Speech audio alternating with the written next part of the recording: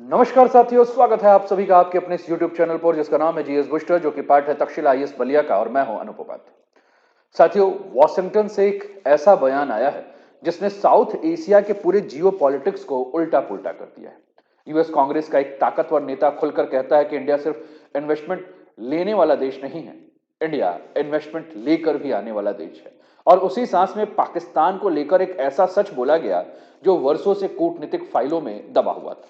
अब सवाल ये है नहीं है कि अमेरिका को इंडिया क्यों चाहिए, सवाल असल में ये है कि अमेरिका पाकिस्तान को क्यों बोझ समझने लगा है, पाकिस्तान को क्यों छोड़ रहा है, क्यों अमेरिका की प्राथमिकताएं बदल रही हैं, क्यों पाकिस्तान के ऊपर भरोसा अमेरिका कम करने लगा, और इसका असर साउथ एशिया की ताकत की राजनीति पर कितना बड़ा होगा। यह कहानी सिर्फ देश की नहीं, यह कहानी भरोसे, ताकत और भविष्य की है। आज इसी मुद्दे के ऊपर हम आपके साथ चर्चा करेंगे। चैनल पर पहली बार है तो चैनल को सब्सक्राइब करके बेल आइकन दबा दीजिएगा, वीडियो को पूरे अंत तक देखिएगा और फिर उसके बाद अपने विचारों को हम तक अवश्य पहुंचाइएगा। तो आपके स्क्रीन पर आज का टॉपिक है अमेरिका का पैसा भारत में, पाकिस्तान का क्या। तो इसी के ऊपर चर्चा है। समाचार पत्रों को ले लेते हैं। हिंदुस्तान टाइम्स ने एक न्यूज कवर किया है, as trade talks with US drag Republican leader defence India they bring investment. Republican leader हैं जिनका नाम है रिच मैकक्रॉमिक, वो ये कह रहे हैं कि that numerous economic reason justify that PM Modi is going to do what he is going to do. तो ये सारी बातें जो है वो चल रही हैं, और चल जब रही हैं तो फिर पाकिस्तान के प्रति अमेरिका की सोच और भारत के प्रति अमेरिका की सोच जो है वो खुलकर सामने आती है। साथियों, ये बयान एक ऐसे वक्त पे आया है जब इंडिया और यूएस के रिलेशन कई दबाव के बीच में जो है वो खड़ा है। इंडिया यूएस का जो ट्रेड डील है उस पर बातचीत काफी लंबी खींच रही है। Market access, tariff, technology transfer पर मतभेद जो है वो बने हुए हैं। रशियन ऑयल और ग्लोबल प्रेशर, पश्चिमी देशों का सवाल इंडिया रूस से तेल क्यों खरीद रहा है, और इंडिया का जवाब कि एनर्जी सिक्योरिटी कोई चैरिटी नहीं होती। इंडिया पैसिफिक क्षेत्र में चाइना फैक्टर भी जो है वो काफी इंपॉर्टेंट बना हुआ है। साउथ चाइना सी की बात करें, ताइवान टेंशन की बात करें, quad versus China power projection की बात करें, अमेरिका के लिए इंडिया ऑप्शन नहीं बल्कि जरूरत यानी कि नेसेसिटी जो है बन चुका है। और इसी माहौल में अगर रिच मैकक्रॉमिक, जो कि एक रिपब्लिकन पार्टी के नेता हैं, उन्होंने वॉशिंगटन के एक टॉप थिंक टैंक जिसका नाम है centre for strategic and international studies के मंच पर इंडिया का खुलकर अगर बचाव किया है, और उन्होंने इंडिया के बारे में खुलकर यह बात कहा है कि इंडिया जो है इंडिया के बारे में खुलकर बचाव किया, और उन्होंने साफ कहा है कि इंडिया को सिर्फ प्रॉब्लमेटिक पार्टनर की तरह देखना अमेरिका की स्ट्रेटेजिक ब्लाइंडनेस होगी। यानी यह बयान कोई डिप्लोमेटिक कर्टसी नहीं है, अमेरिका के बदलती साउथ एशिया पॉलिसी का जो है यह संकेत है। साथियों, इंडिया और अमेरिका के रिलेशंस के बारे में अगर हम बात करें तो जिस प्रकार से रिपब्लिकन लीडर का जो बयान आया है, जिस बयान को एक बार हम फिर से देख लेते हैं जिससे कि आपको समझना थोड़ा सा और भी आसान होगा। ये बयान आपके स्क्रीन पर है रिच मैकक्रॉमिक की, और फिर से मैं बयान को एक बार पढ़ लेता हूं कि as trade talks with US drag Republican leader defence India they bring investment. और इसके बाद इन्होंने कहा है कि that numerous economic reason justify that PM Modi is going to do what he is going to do, है ना। यानी कि ये खुलकर ये कह रहे हैं कि भारत जो है वो निवेश लेकर आता है, इसका वास्तविक अर्थ क्या है। साथियों, रिच मैकक्रॉमिक का ये वाक्य यूं ही नहीं कहा गया है, यह अमेरिका के नीति निर्माताओं और दक्षिण एशिया दोनों के लिए एक रणनीतिक संकेत है। और उनका स्पष्ट आशा है कि भारत केवल अमेरिका से धन नहीं लेता है, इन्वेस्टमेंट ही नहीं कराता है, बल्कि अमेरिका की अर्थव्यवस्था में स्वयं भी धन लगाता है। अब इसे बहुत ही सरल शब्दों में अगर समझना है तो हम समझ सकते हैं कि प्राय जो समाचार में हमें नहीं दिखता है, जो जमीनी सच्चाई है, कि भारतीय कंपनियां अमेरिका में रोजगार सृजित कर रही हैं। हजारों अमेरिकी नागरिकों को भारतीय कंपनियों में प्रत्यक्ष रोजगार मिल रहा है। स्थानीय अर्थव्यवस्था को इन्हीं कंपनियों के चलते गति मिल रही है। कर राजस्व और व्यापार में वृद्धि हो रही है। विभिन्न क्षेत्रों में भारतीय पूंजी निवेश हो रहे हैं। सूचना प्रौद्योगिकी और नवोदित कंपनियां जो है, यानी कि जो इनोवेटिव जो भी कंपनियां हैं जो इनोवेशन कर रही हैं, सस्ती दवाएं जो हैं, स्वास्थ्य आपूर्ति श्रृंखला, विद्युत वाहन कलपुर्जे, सेमीकंडक्टर, और अगर हम बात करें तो स्पेशल जो भी मैन्युफैक्चरिंग्स है, अर्थात भारत केवल सेवाएं बेच नहीं रहा है बल्कि अमेरिका की अर्थव्यवस्था को जो है वो मजबूत भी कर रहा है। यानी भारतीय प्रतिभा जो है वो अमेरिका में जाकर अमेरिका के लिए जो है वो नवाचार की एक रीढ़ है, इनोवेशन का एक, अगर हम बात करें तो बैकबोन जो है बना हुआ है।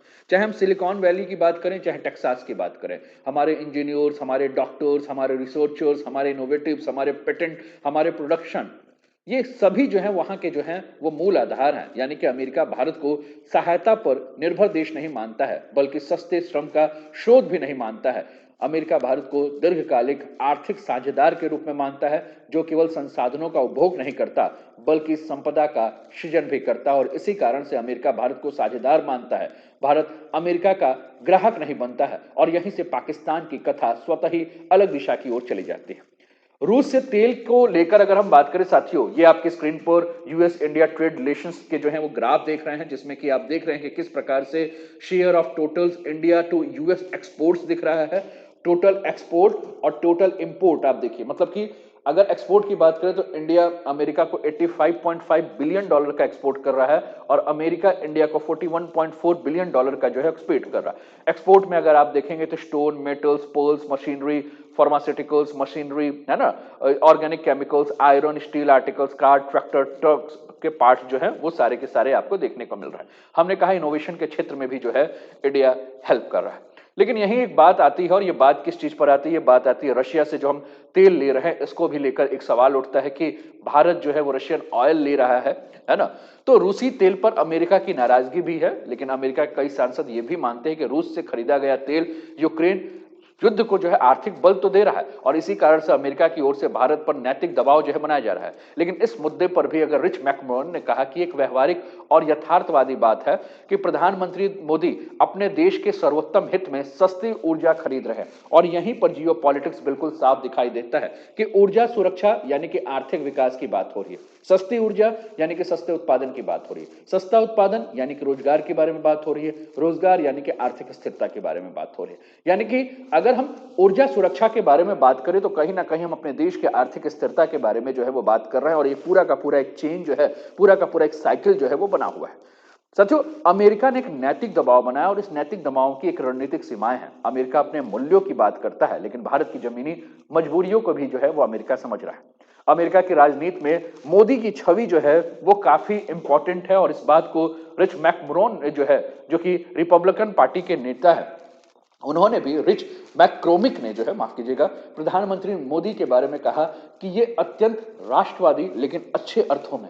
इनका कथन जो है वो सीधा और सरल अर्थ अगर आप निकालना चाहें तो आप ये कह सकते हैं कि वो मोदी के बारे में ये कह रहे हैं कि मोदी जो है वो मजबूत नेतृत्व वाले जो है नेता है, जो कि अपने देश के बारे में बात करते हैं, जो राष्ट्र प्रथम के बारे में बात करते हैं, जो अपने राष्ट्र के बारे में सोचते हैं, जिनके अंदर निर्णय लेने की स्पष्टता है, जो दबाव में नीति नहीं बदलते हैं, जो कि प्रिडिक्टेबल पॉलिसी लेकर चलते हैं, और आज जो कहा गया है कल भी वही जो है वो करते हैं। यानी कि वो नियम अचानक नहीं बदलते हैं, उनके लिए राष्ट्रहित सर्वोपरि है, पहले देश फिर सारी दुनिया, और हर फैसले में वो भारत का लाभ देखते हैं। और निवेशकों को क्या चाहिए होता है? निवेशकों को तो यही चाहिए होता है ना कि एक स्थिर सरकार हो, उसकी स्पष्ट नीति हो, मजबूत नेतृत्व है। और यही कारण है कि अमेरिका की राजनीति में प्रधानमंत्री मोदी की जो छवि है वह अस्थिर या जोखिम भरी नहीं है, बल्कि विश्वसनीय, दृढ़ और दीर्घकालिक साझेदार की है। और यह छवि भारत के केवल आज के नहीं बल्कि वैश्विक खिलाड़ी बनाने के बारे में भी है। लेकिन अगर हम पाकिस्तान के साथ तुलना करें तो पाकिस्तान के लिए जो सबसे कड़वा सच है वो ये है कि अमेरिका के डेमोक्रेटिक सांसद हैं एमी बेरा, इन्होंने बिल्कुल साफ शब्दों में पाकिस्तान के लिए कहा कि अमेरिकी कंपनियां पाकिस्तान में अरबों डॉलर जो है वे निवेश नहीं करना चाहते हैं। और ये कोई बयानबाजी नहीं है बल्कि जमीनी हकीकत है।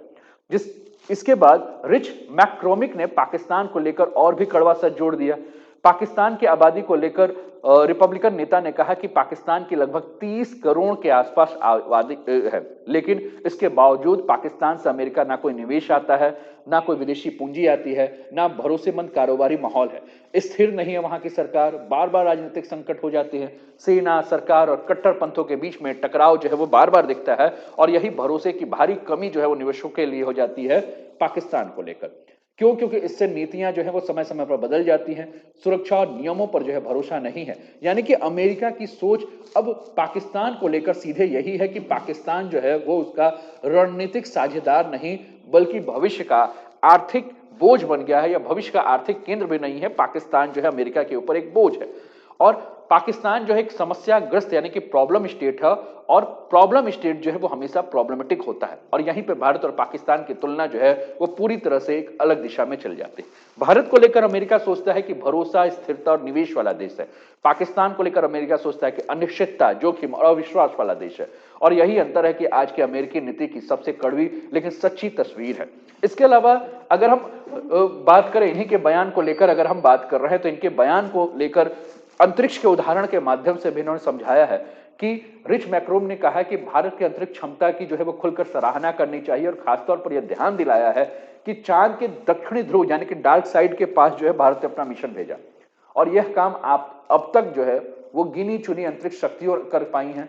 लगभग $80 मिलियन से भी कम, हॉलीवुड से भी सस्ता, लेकिन वैज्ञानिक उपलब्धि जो है वो विश्व स्तरीय है। और इसका सीधा संदेश यह है कि भारत इनोवेशन और दक्षता के क्षेत्र में कम खर्च पर भी बड़ा परिणाम ला सकता है, तकनीक पर पूरा नियंत्रण रखता है, प्रतिभा आधारित विकास पर जो है पूरा फोकस होता है।